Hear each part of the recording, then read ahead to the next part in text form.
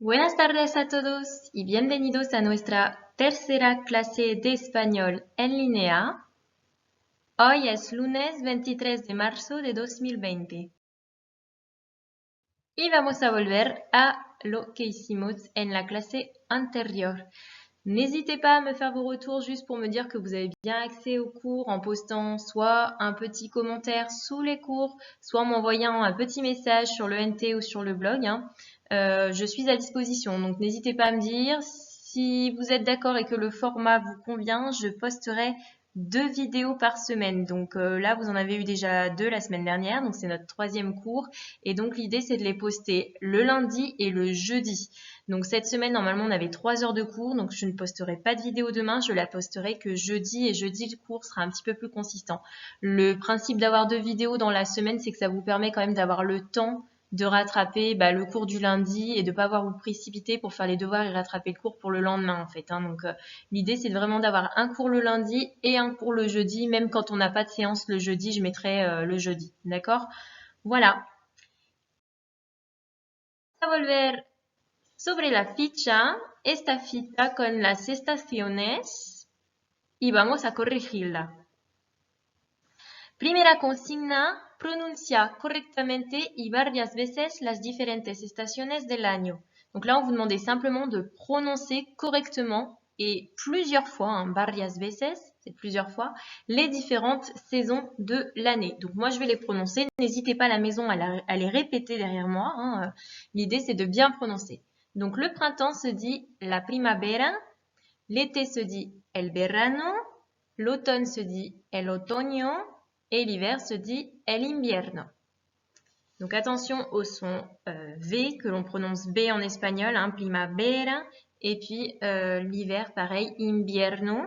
Attention aussi au son N ici, ñ, la ñ, qu'on prononce comme dans España, donc comme si on avait NI finalement. Et verano pareil, le V se prononce B, verano. Vamos a la segunda consigna. ¿Qué meses corresponden a cada estación? Je vous ai mis un petit dessin avec les différentes saisons de l'année récapitulées. Et puis, j'en ai profité pour vous remettre aussi comment on disait les différents mois de l'année et les différents jours de la semaine. Donc, ce document-là, vous le retrouvez de toute façon sur le blog, si vous souhaitez l'imprimer à la maison. Donc, on a toutes les saisons qu'on vient de voir, invierno, primavera, verano, otoño, et on utilisera le verbe ser. Donc, vous vous rappelez qu'en espagnol, il y a 2 verbes être, ser et estar. Devant un nom, c'est ser. Es el invierno, par exemple. Et pour les jours de la semaine, c'est la même chose, es lunes. Donc, vous avez à nouveau tous les jours de la semaine qui sont listés. Lunes, martes, miércoles, jueves, viernes, sábado, domingo. Et puis, on vous a remis également les mois de l'année.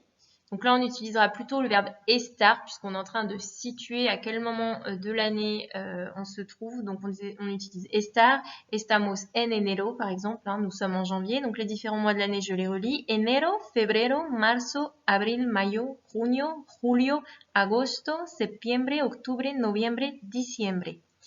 Alors, les réponses maintenant. Donc, el invierno, il fallait citer donc diciembre, enero et febrero, décembre, janvier et février, sachant que mars était aussi accepté puisqu'on a encore un petit peu du mois de mars qui compte pour l'hiver. La primavera, donc pour le printemps, il fallait citer marzo, abril, mayo, pourquoi pas citer aussi juin puisque l'été commence fin juin. Ensuite, el verano, l'été, là il fallait citer junio, julio, agosto, donc juin, juillet et août. Septembre était aussi accepté, bien sûr. Et pour l'automne, el otoño, septiembre, octubre, noviembre. Donc à vous de bien savoir ces mois de l'année. Vous connaissiez au minimum de septembre jusqu'à mars. Donc il vous manquait avril, mai, juin, juillet et août. Abril, mayo, junio, julio et agosto. D'accord? Donc à vous de bien les connaître. C'est comme les jours de la semaine, il faut les savoir par cœur. Última consigna, mira los diferentes cuadros y asocia cada uno con una estación, justifica tu elección.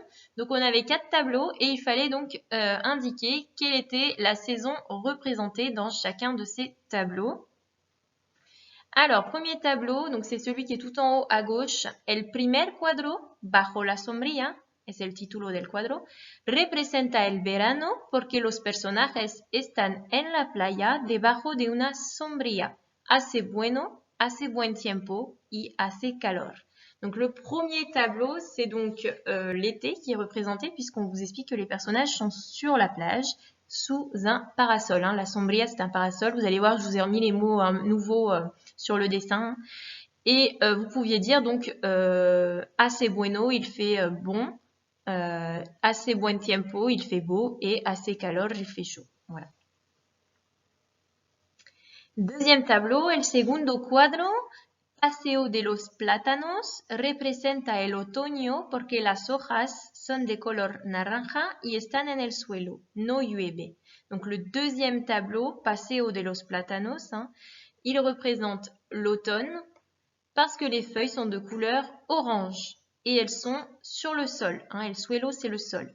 Comme on les situe, on utilisera le verbe estar, comme tout à l'heure pour dire que les personnages étaient sur la plage. Il ne pleut pas, no llueve, mais ça aurait pu puisque c'est l'automne.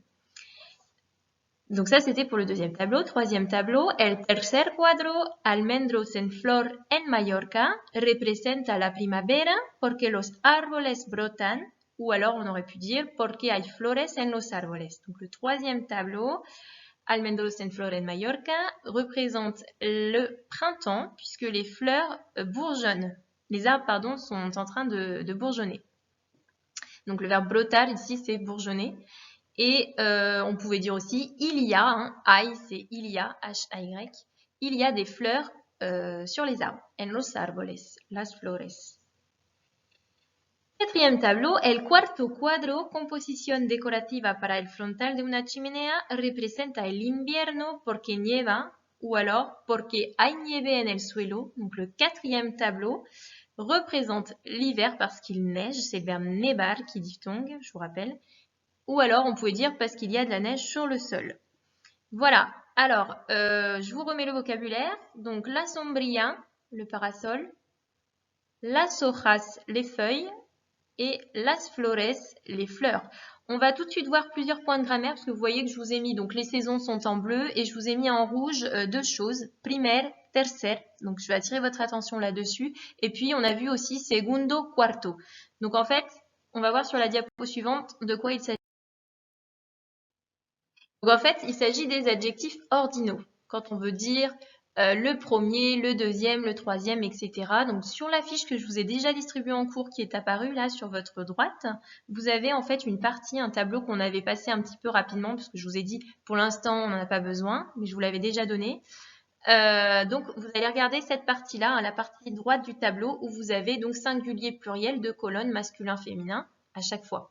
Donc pour dire premier ou première, on dira en espagnol primero ou alors primera. Et au pluriel, si on veut dire les premiers ou les premières, on dira primeros, primeras. Pour le deuxième ou la deuxième, on dira segundos, segunda. Les deuxièmes féminins ou masculins, segundos, segundas. Le troisième, la troisième, tercero, tercera. Au pluriel, terceros, terceras. Le quatrième ou la quatrième, el cuarto, la cuarta. Au pluriel, los cuartos, las cuartas. Le cinquième, el quinto, la cinquième, la quinta. Au pluriel, los quintos, las quintas. Sixième, sexto, au féminin, sexta. Au pluriel, sextos, sextas. Septième, séptimo, septima. Au pluriel, septimos, septimas. Huitième, octavo, octava. Octavos, octavas. Neuvième, novenos, novena. Noveno, novena. Au pluriel, novenos, novenas. Dixième, décimo, décima, et au pluriel, décimos, décimas. Donc là, je vais revenir là-dessus en vous expliquant qu'il y a quelque chose de particulier à retenir. Alors, point de grammaire. Donc tout d'abord, le genre de mots en OR en espagnol. Donc on a vu quelques mots en OR. Donc tous les mots qui se finissent par OR sont masculins en espagnol. Exemple, el sudor, el calor, el color, el bañador, d'accord? Donc tous ces mots-là se terminent par OR. Sauf quelques-uns, des exceptions.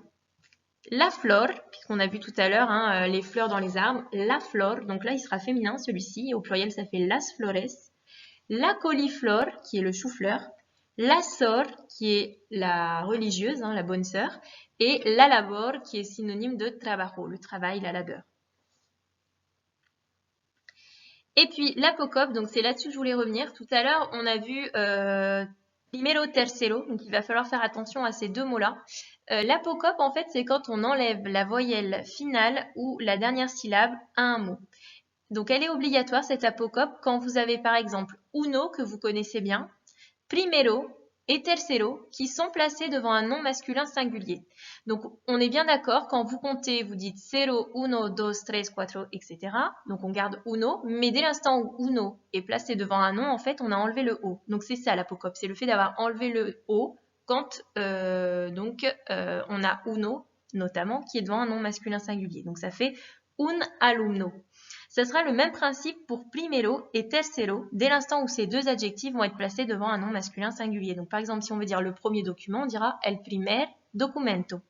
Par contre, si je mets primer, que je veux le mettre derrière le nom, eh bien il faut garder primero, puisqu'il est derrière le nom. Donc dès l'instant où il est derrière le nom, là on ne fait pas l'apocope. On peut dire el documento primero, hein, là ça marche. Et pour le troisième, donc le troisième fils de Pedro s'appelle Juan. On dira par exemple el tercer hijo de Pedro se llama Juan. Mais si je mets tercer derrière hijo, je devrais dire tercero. El hijo tercero de Pedro se llama Juan. Ça marche aussi en espagnol. Donc en fait, tout dépend où est l'adjectif. S'il est devant le nom, il faut penser d'enlever le o. S'il est derrière, on laisse le o. Lección del día. Y vamos a volver a esta ficha sobre la ropa. Donc vous aviez déjà vu cette fiche, hein, je vous l'ai déjà fait travailler sur le cours précédent. Je vais vous demander de la reprendre puisqu'on va en avoir besoin pour l'exercice d'après. Et je vais vous demander la chose suivante. Completa el cuadro siguiente con el vocabulario de la ficha ropa. Donc là, vous allez me compléter à partir de la fiche le tableau en m'indiquant quels vêtements on peut mettre en fonction des saisons et sur différentes parties du corps. Donc on va regarder, on a deux colonnes, c'est un tableau à double entrée. Vous avez d'un côté les saisons, el invierno, la primavera, el verano, el otoño. Et de l'autre côté, donc on a les différentes parties du corps. La cabeza, c'est la tête. Arriba, ça va être la partie torse. Abajo, c'est les jambes. Et los pies pour les pieds. Donc je vous laisse compléter votre tableau. Avant ça, je fais quand même un petit point sur poner.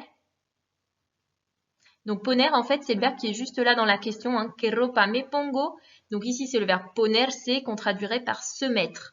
Poner est un verbe qui a une particularité. Vous voyez, je vous ai mis en rouge. Il a un G pour la première personne, sinon il se conjugue de façon classique avec les terminaisons des verbes en ER au présent. Donc je vous rappelle les terminaisons des verbes en ER, c'est donc O, S, E, emos, eis, N. Hein. On enlève ER et on remplace par ces terminaisons. Et donc pour la première personne, ça fait pongo avec le G. Pones, pone, ponemos, poneis et ponen. Voilà, je vous laisse compléter votre tableau à partir de la fiche. Il peut y avoir plusieurs réponses, hein, tout est possible. Et on se retrouve ensuite pour la correction. Donc vous pouvez faire pause, faire votre exercice et regarder ensuite la correction. Correction. Donc là, c'est votre cours, du coup, ça vous servira. On a fait un entraînement sur le vocabulaire des vêtements. Alors, première partie du tableau, donc pour l'hiver et la tête, on pouvait dire el gorro. Alors ça n'était pas dans la fiche, mais vous pouviez le chercher. Hein. Donc el gorro, c'est le bonnet. Pour le printemps, j'ai mis el sombrero. On est d'accord que el sombrero, on peut le mettre à plusieurs endroits. Hein. Donc el sombrero, c'est le chapeau. Para el verano, el sombrero, la gorra. Donc le chapeau ou la casquette, la gorra, ça vous l'aviez. Et pour l'automne, la boina, qui est le béret. Voilà, donc il y a des choses que vous aviez, d'autres pas. Pour la partie torse, donc, durante el invierno podemos poner el jersey o el abrigo. El jersey, c'est le pull, el abrigo, c'est le manteau. Ça aussi, c'est sur la fiche. Para la primavera podemos poner una blusa, una camisa, un chaleco. Donc une blouse, une chemise et chaleco, c'est un gilet, hein, plutôt léger. El verano podemos poner una camiseta sin manga, donc un débardeur, un bañador, je vous mets un maillot de bain. Y para el otoño podemos poner el chándal, c'est un gilet, la cazadora, la gabardina. Donc là aussi, c'est tout sur votre cahier. Hein. Cazadora, c'est un blouson un petit peu plus épais que celui qu'on mettrait au printemps. Et puis gabardina, c'est un imperméable. Chándal, vous pouvez l'utiliser aussi pour tout ce qui est survêtement. Los vaqueros, donc les jeans. Le jean, alors nous on dira un jean en français. En espagnol, vous vous rappelez que on utilise le pluriel puisque comme il y a deux jambes, hein, du coup on considère que c'est pluriel. La primavera podemos poner el vestido, c'est une robe.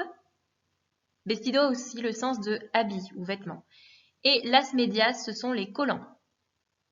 El pantalón corto, ou alors plus exactement los pantalones cortos, vous pouvez trouver les deux, hein, ça c'est un short. La falda, c'est la jupe, et la bermuda, donc un bermuda. C'est féminin en espagnol.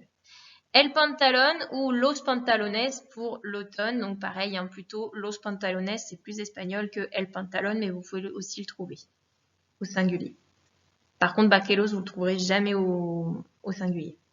Las botas pour les chaussures, donc c'est les bottes. Los calcetines, c'est les chaussettes. Attention, los calcetines, c'est masculin.